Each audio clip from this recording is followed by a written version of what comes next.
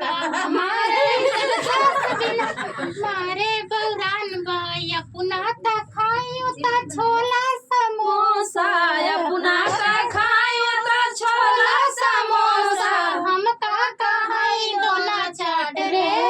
पैसा सास बिना मारे बौरान बा हम का कहाई दोना चाट रे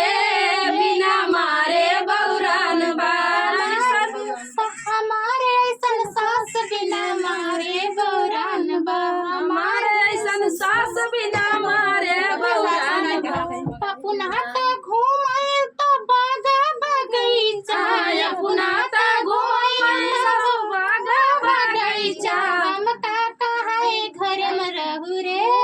बिना मारे बौरान बा हम का कहाई घर में रहू रे बिना मारे बौरान बा ऐसन ना खिली मोरी सास रे बिना मारे बौरान बा ऐसन ना खिली मोरी सास रे बिना मारे बौरान बा अपना तो पहिने कटिंग सड़िया अपना ता पहिराई बनारसी के सड़िया हम का हाय लुगरी लपेट रे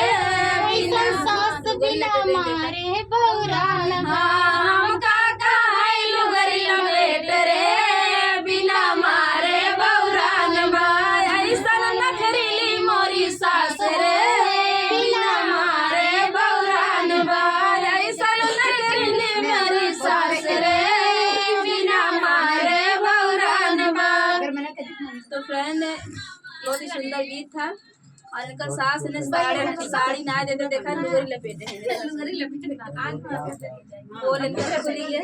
इतना महंगी साड़ी पहने हैं तो कहा था हमारे सास जो लुगरी लपेटे ये भी सच्चाई बतावत जाए सही बात ना सही बात।